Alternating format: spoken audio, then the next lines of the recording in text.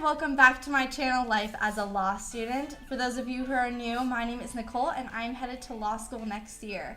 I went to Wheaton College for my undergrad studies of communication. I actually just graduated this weekend, and in honor of that, I wanted to invite some of my very best friends from my time here to talk about their experiences as Wheaton students as well as current graduate students.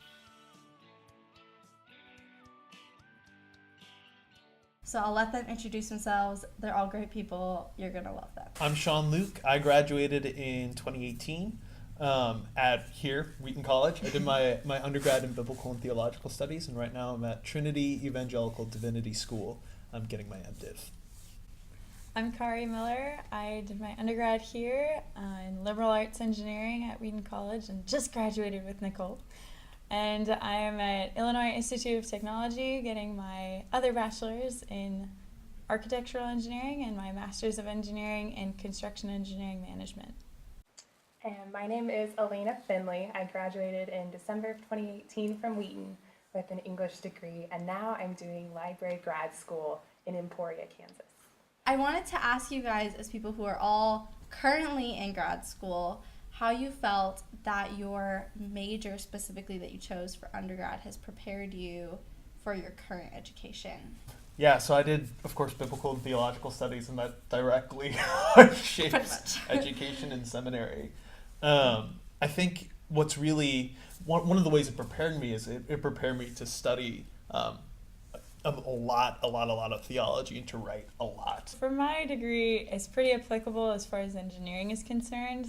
You need to learn all the technical stuff before you can actually apply it in the job. I studied English, and so I think a big takeaway for me, just reading books and loving books, is the empathy that comes out of that, learning about other people. And so in library school, we talk a lot about the ethics of information management. What does information mean to people? What does it mean that different people don't have the same access to information? And how can we be more equitable as librarians? And I mean, just the book connection. Every time you talk, I learn so much more about like library science I didn't even know existed, like the ethics of information management. Yeah. I didn't even know there was a thing. And then just the other day, because we're living together temporarily while we're here in Chicago, the other day you were telling me how you were reading a book for the sole purpose of being able to recommend books in that genre. Right. I'm like, I didn't even think that was something that like librarians would need to do, but it makes sense. So right, yeah, that's so readers cool. Services, doing a lot of discovery services for people. So I was reading a space opera the other day, is what Nicole was talking about. Right. How do you go about, so the ethics of library science, that's so interesting. Right. So like how do you go about like researching that, like looking into that? Yeah. So library grad school is good for thinking about like big picture. If you had all the time to make the right kind of decision, what would go into that? So there's that of just how do we give information about our patrons out? And you can't do that a lot. There's so much privacy. I mean, you think about HIPAA in the medical field, the library field is really cracking down on that too, because what people are reading and researching is so personal to them. I mean, what if somebody's looking up like pregnancy information and they haven't been sharing that with their friends or family yet? Even on our hold shelves, we have little slips that have people's last names on them or parts of their last names. But what about in a small town where people, even just seeing like FIN, they would know my last name is Finley. So how are the ways that we protect the information that people are looking into? Wow. Yeah. That's so interesting. I didn't think about this either until I started, but now I'm thinking about it all the time. Do you have to go to grad school to be a librarian? No, and not for the position that I'm in. So I'm working at the circulation desk right now, and you don't need a library science degree for that. Pretty much just like a college degree is what will get you into that.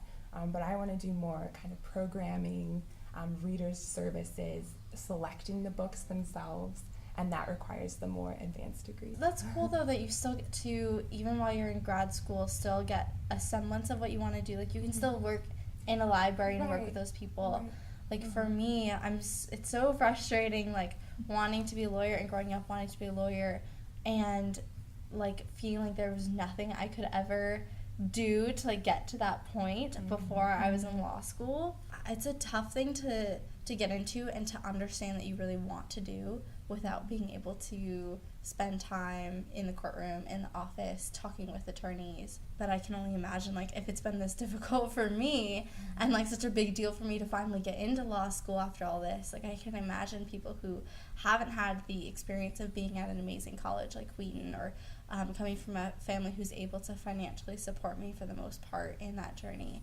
What about you guys? Do you feel like you had experiences that drove you into the passions that you're currently pursuing with your schooling?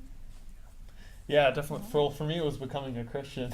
I was, came to the faith as an agnostic in my sophomore year of high school. And so much of the way I came to the faith was like through apologetics and through philosophy and through reading theology and testing Christianity and grappling with those questions. And that formed me, like after I came to know Jesus, after I came to accept him as Lord, that formed me to want to do this the rest of my life. For the internships that I've had thus far, I've been able to really get to know what the different parts of the job would be or would entail. I've also done two internships in a construction specialist position, and then also as like a unit leader where I was in charge of the whole construction group up at a camp in Wisconsin, connected with Wheaton College. There's all the educational aspects of grad school, obviously, and we've talked about those, but there's also the interpersonal aspect. And I mean, I'm not in law school yet, but I'd imagine that those dynamics are very different than undergrad, because at undergrad you're all kind of going and like you're barely adulting. So how has that dynamic been different for you guys of, being like in a group like this where you get to just hang out on campus versus your grad school friends and peers? It's been hard and sweet and all of these different things tied together. And I've been able to enjoy the Lord's faithfulness in providing for me in ways that I just didn't while I was here. Yeah. But in grad school, it was like I had to live off my own income, and I had to buy my own food and pay my own gas and all this stuff. And that's real. There was something that was very dignifying and also just very difficult about like literally eating by the sweat of my brow. Structurally, my program's a little bit different. You don't physically go to class except for 2 weekend intensives a semester per class. So it's mostly online, and that's a lot of self-directed learning. And I really, really, really benefited from being in a classroom, from talking out those ideas. Definitely a shyer person, so I wasn't always talking. But to have that opportunity to dialogue with your classmates and your professor was really good, and I'm definitely missing that right now. So I have myself with my textbook open and then little snacks to bribe myself and little check-off sheets. I have procrastinated probably more than I have at all during college, which is not good. No stress baking at 2 a.m. Now, I don't stress bake as much. That is sad. That is, so maybe that's an adjustment as well. Just to give some context, Elaina, Kari, and I were roommates for 1 year of college. It was great. But Elaina is an amazing baker, and when she had like a test or like a ton of homework, her excuse for procrastinating was to literally make like scones for us for breakfast at 2 a.m. So we'd wake up and have like fresh pumpkin scones or apple muffins or like who knows what that would just have been like made 3 hours ago by the time the morning came. I miss that a lot. I miss cooking for you all too.